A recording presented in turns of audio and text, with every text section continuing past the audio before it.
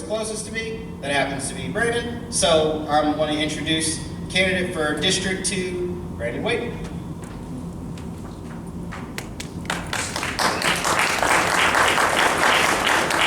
Hello, good evening. Thank you all.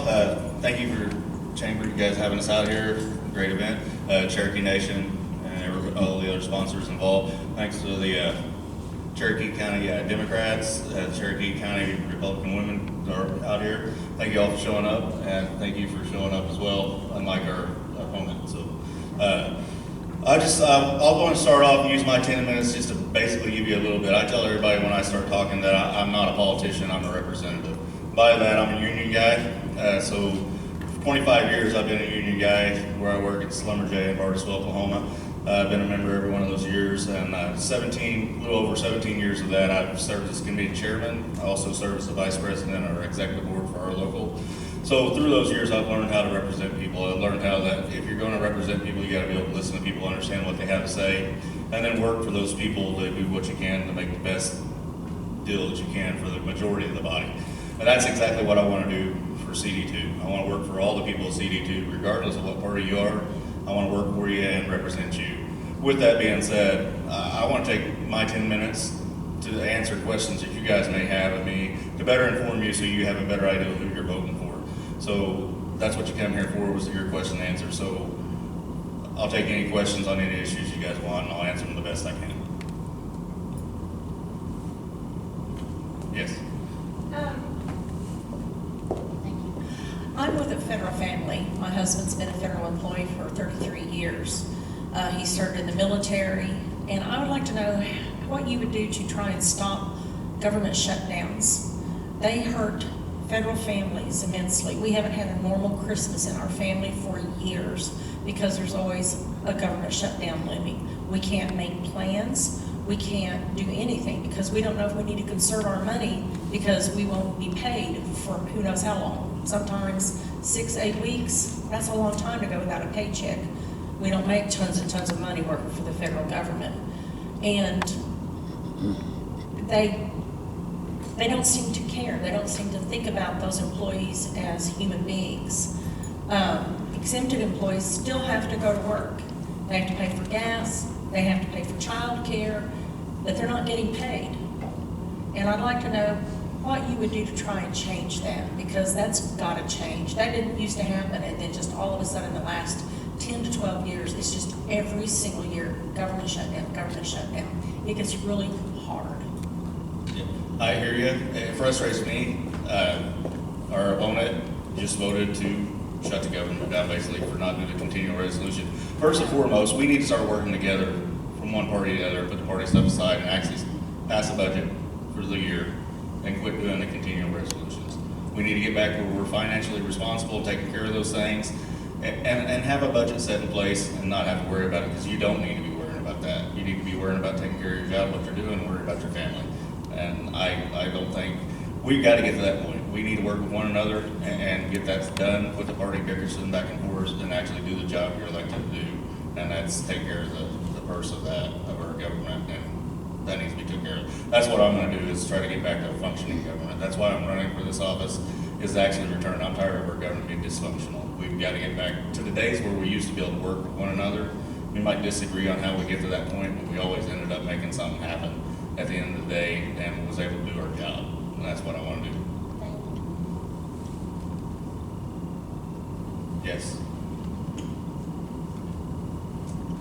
We women in this country are really concerned about our rights, our privacy, our medical needs, so forth and so on. What is your stand, and what would you do to help promote those rights, including IVF? I have 2 grandchildren that are here because of IVF. That's a good question. You hear it everywhere we go. It's one of the biggest topics that we got out there.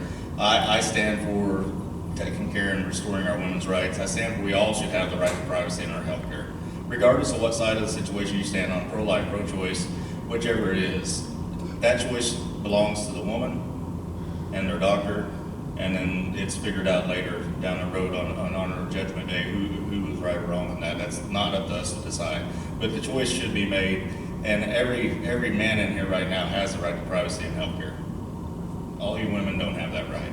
And we gotta get back there. We can't go backwards. We've gotta continue to improve on what we're doing. Everybody needs to be treated equally, and we need to respect the views of one another, and we gotta be respect the views of everybody through that. So I would be inclined, I definitely want to pass women's rights and put it back on the table, return back to where we have Roe, and then let women make those decisions based on healthcare decisions and their family decisions for themselves. It's not an easy decision to be made. And as a man, I can't sit here and tell you I understand it.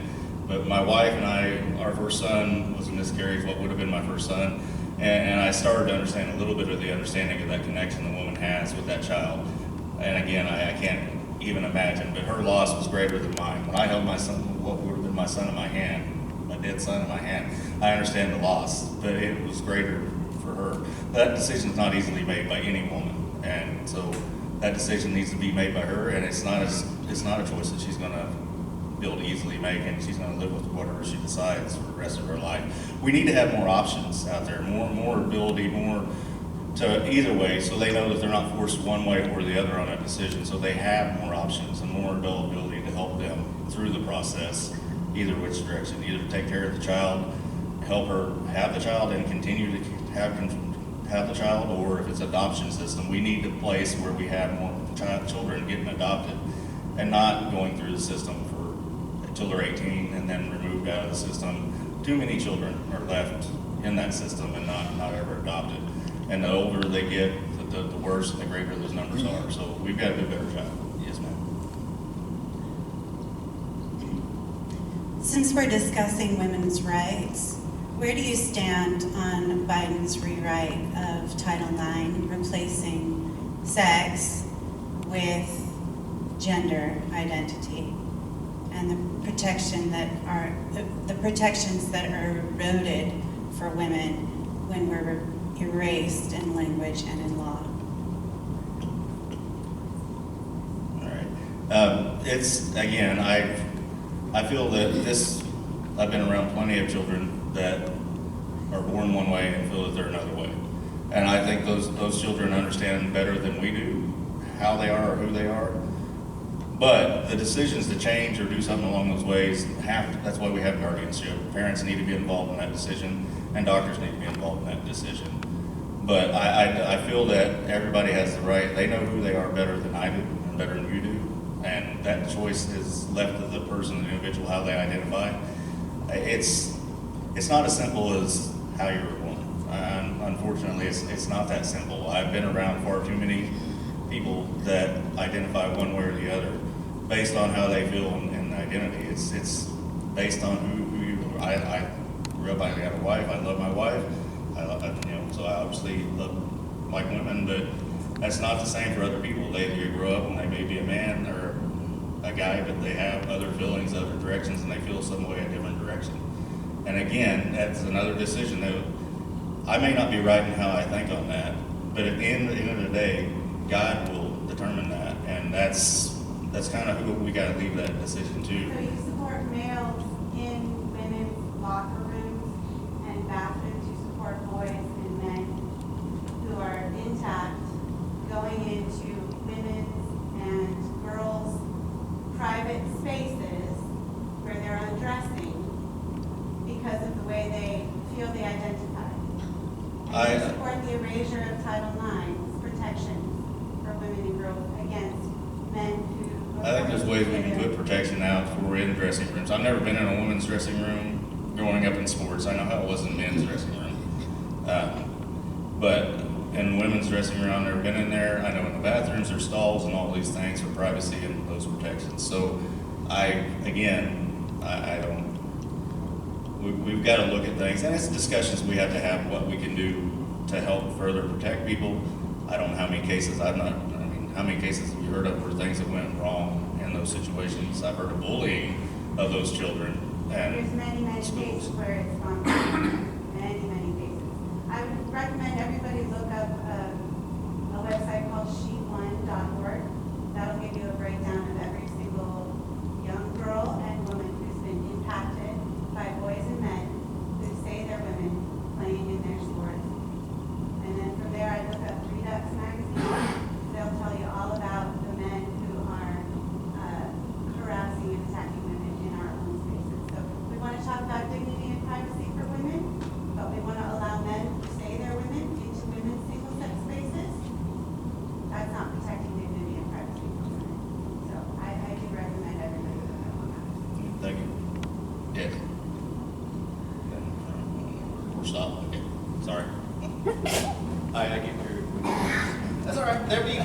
of time after this. The candidates have both agreed that they're going to stay over here at the table. So if you guys didn't get your question answered in that 10 minutes, it's not the end of the world.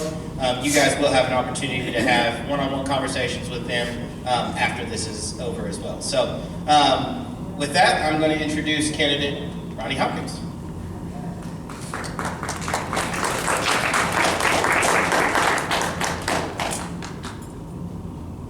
Yes, I am Ronnie Hopkins, independent candidate for District 2, Congress, great state of Oklahoma. I support biblical principles and the Constitution of the United States of America. I'm sometimes opinionated, but then when I am, I'm usually right. Kind of funny there. But anyway, my big issue has been Social Security. Nobody wants to talk about it, neither major party wants to. I have been with both major parties and spent time with them, and I became an independent because you can't work with their leadership.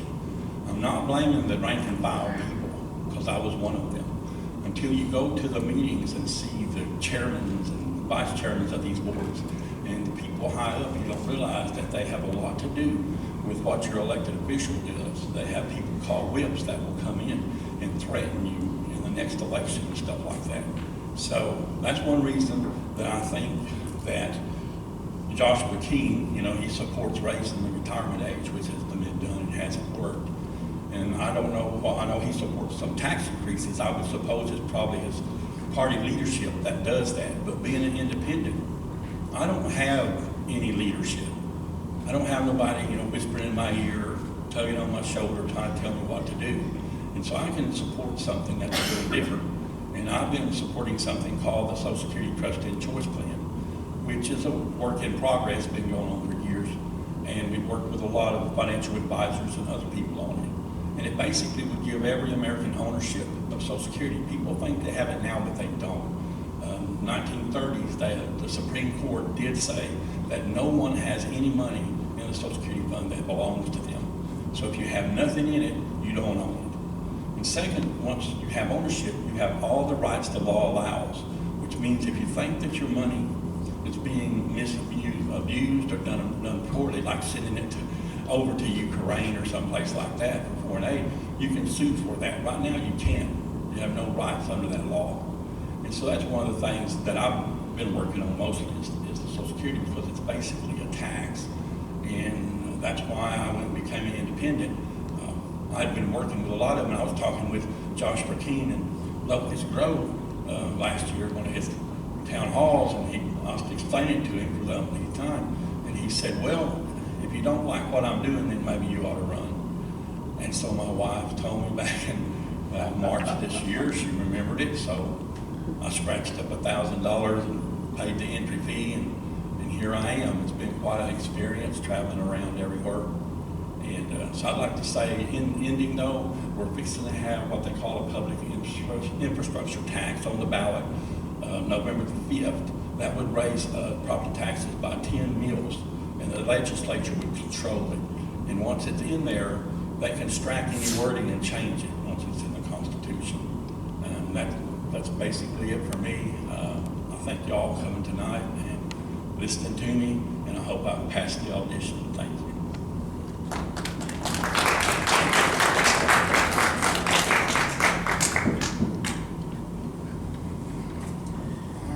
Well, thank you all again for coming. Like I said, these candidates have both agreed they're going to be over here. You have plenty of time. The Great Hall will stay open for a while, so you guys have plenty of time to go and talk with them, ask questions. They both want to be here to answer those questions, and so we'll be here till about 7:30 at the latest, so be sure to hang out. Thank you.